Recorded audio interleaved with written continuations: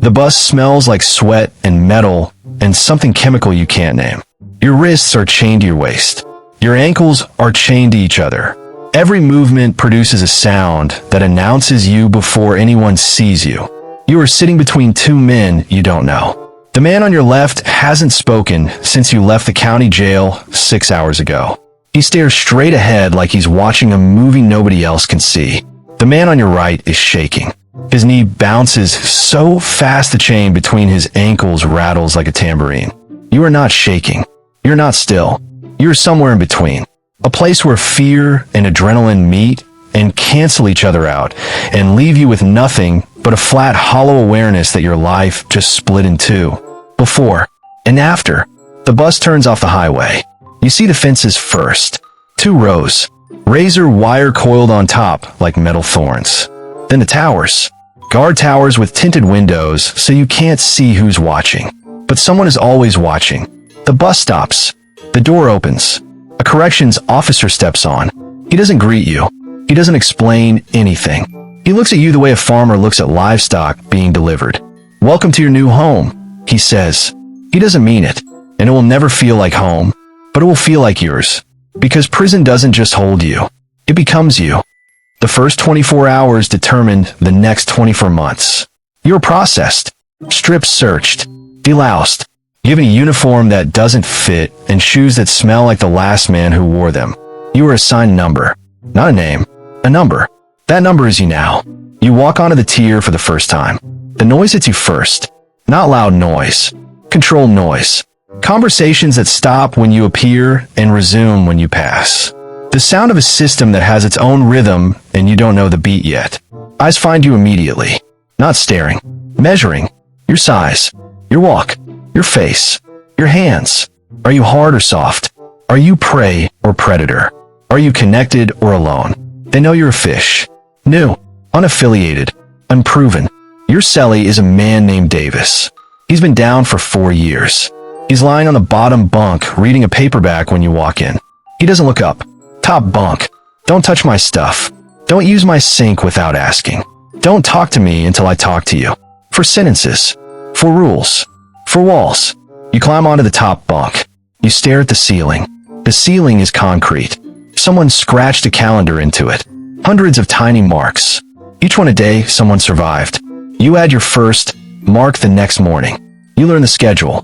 Breakfast at 6. Count at 7. Yard at 9. Lunch at 11. Count at 3. Dinner at 5. Count at 9. Lights out at 10. Everything runs on count. Count is when the guards verify every body is where it's supposed to be. If count is off, the entire facility locks down until the number matches. You're not a person in here. You are a digit in an equation that must balance. The first meal is terrifying. Not the food, the geography. The chow hall is a map. Every table belongs to someone. Race, gang, geography, alliance. You stand with your tray and you have maybe 5 seconds to choose correctly. Nobody tells you where to sit, but everybody knows where you can't. Davis catches your eye from across the room. He nods toward a table. You sit. Nobody speaks to you. That's good. In prison, silence is safety. Attention is currency. And you can't afford any right now. 3 months pass. You haven't been tested yet. Not physically, but you've been tested in every other way.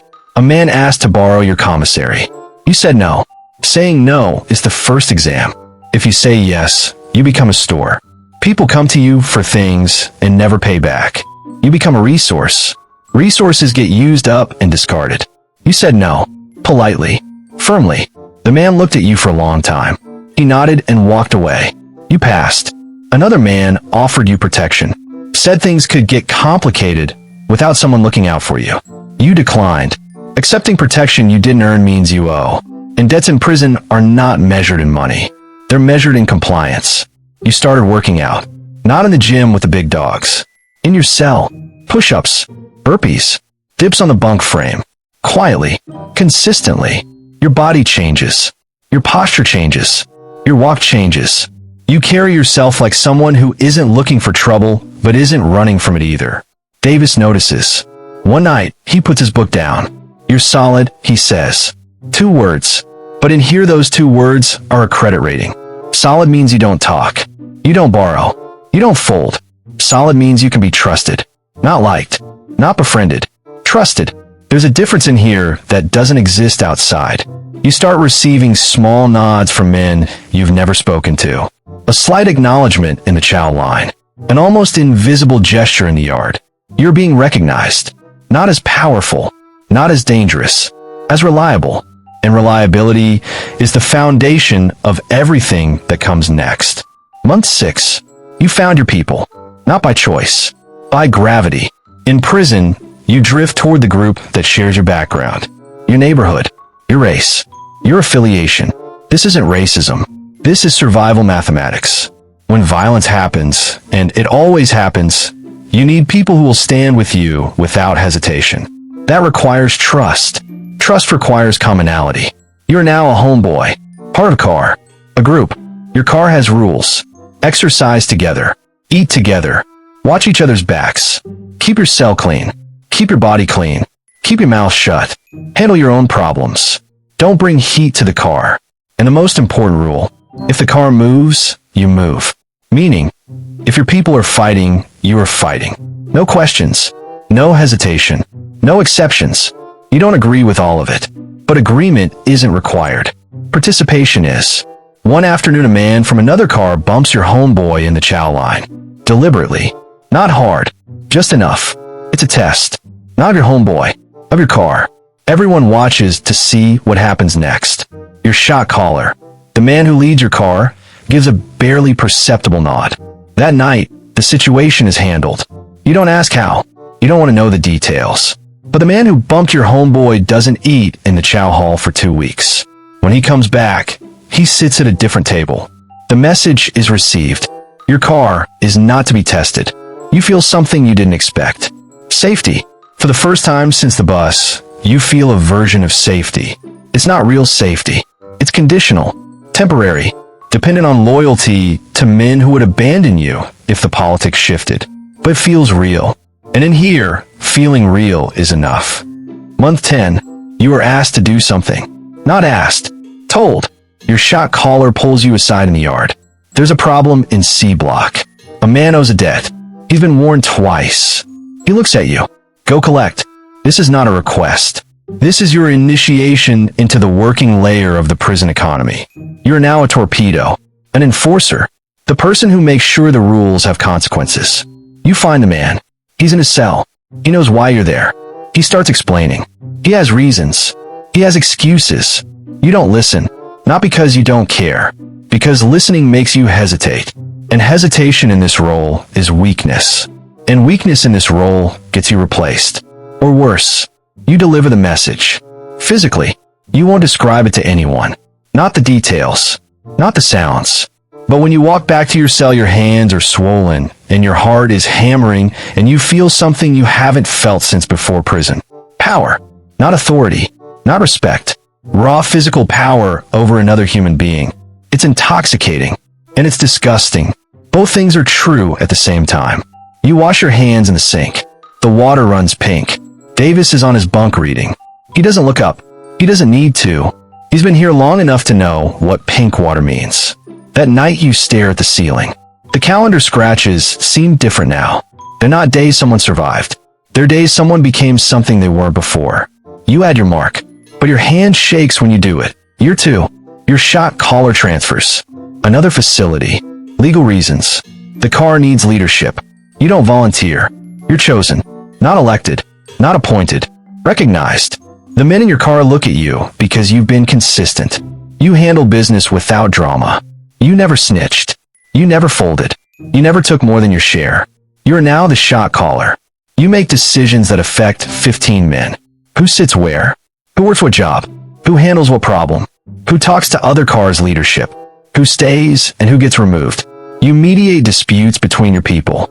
You negotiate with other shot callers over territory, resources, and respect.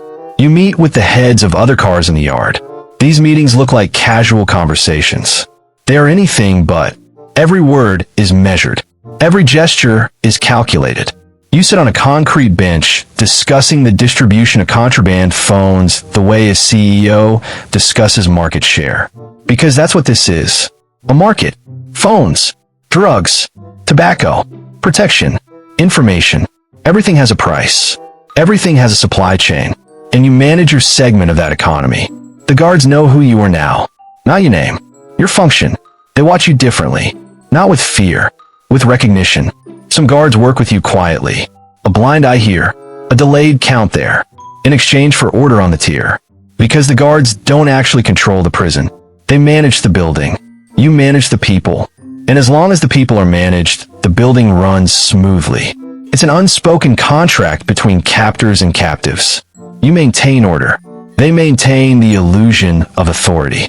Everyone gets what they need, except freedom. Nobody gets that. The turning point. One night you're lying on your bunk. Dave is transferred out months ago. You're selling now as a young kid, 20 years old, scared, reminds you of yourself 2 years ago. He asks you something. How long you been down? 2 years. How much you got left? 3. He's quiet for a while. Then, do you even remember what it's like out there? You open your mouth to answer, and you realize you can't. Not clearly. You remember the idea of outside, the concept, the word, but the texture of it, the smell of your apartment, the sound of traffic, the feeling of choosing where to eat, those memories have faded like old photographs left in sunlight. Prison has become your normal.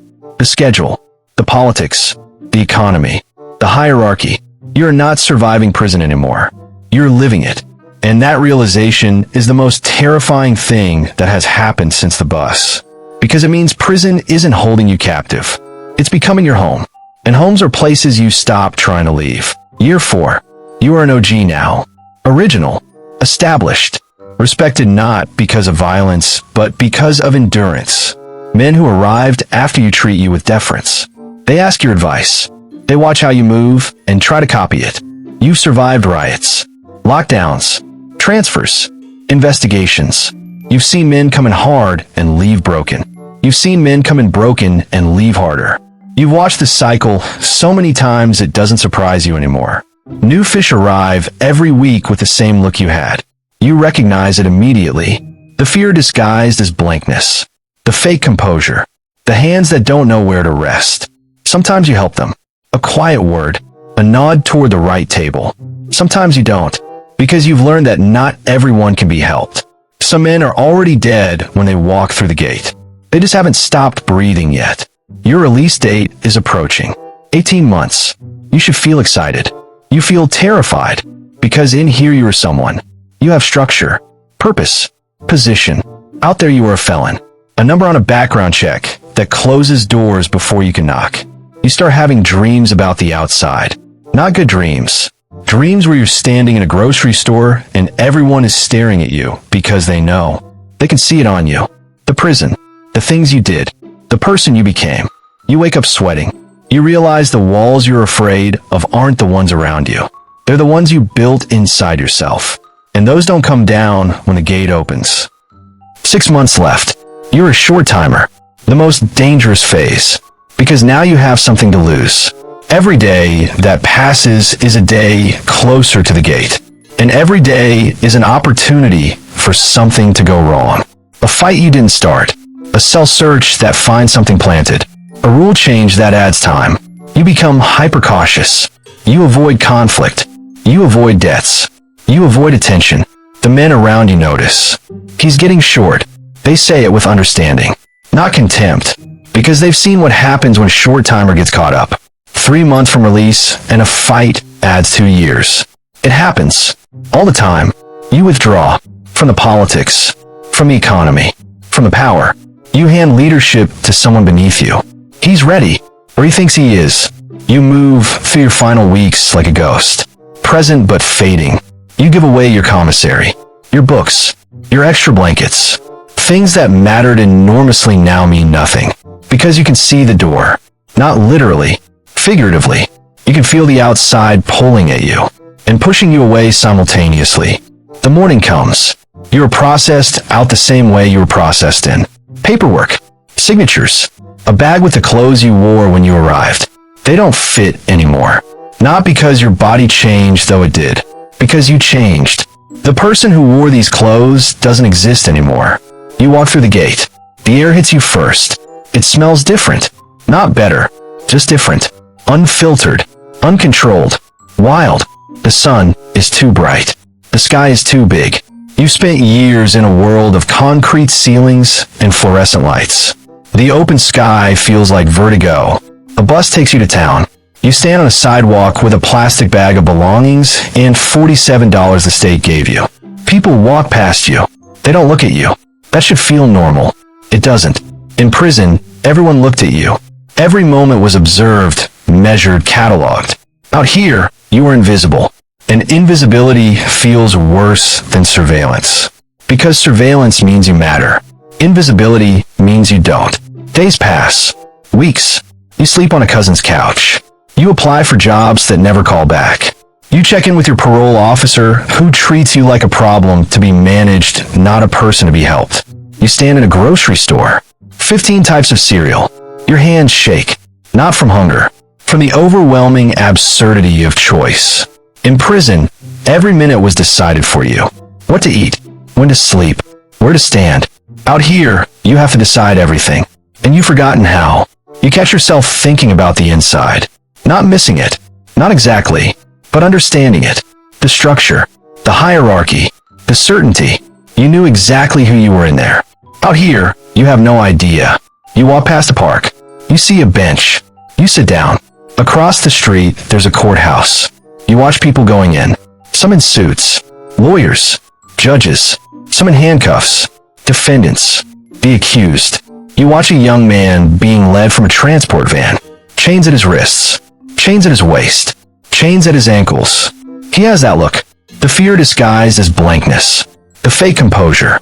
The hands that don't know where to rest. You recognize him. Not his face. His future. The bus. The tier. The first meal. The top bunk. Davis, or someone like Davis, saying, "Don't touch my stuff." The slow transformation from civilian to convict. The marks on the ceiling. You want to tell him something. You want to grab him and shake him and say everything you've learned. But you don't, because you know what you would have said if someone tried to tell you. Nothing. You would have heard nothing. Because prison can't be explained. It can only be survived. And what survives isn't always the person who went in. Sometimes it's someone else entirely. You stand up from the bench. You walk away. Behind you, the van door closes. The chains rattle. And somewhere inside a concrete building, a man on a bottom bunk puts his book down and looks at the door. A new fish is coming. He already knows. He doesn't look up. Top bunk. Don't touch my stuff. It never stops. It never changes. Only the faces change. The system remains.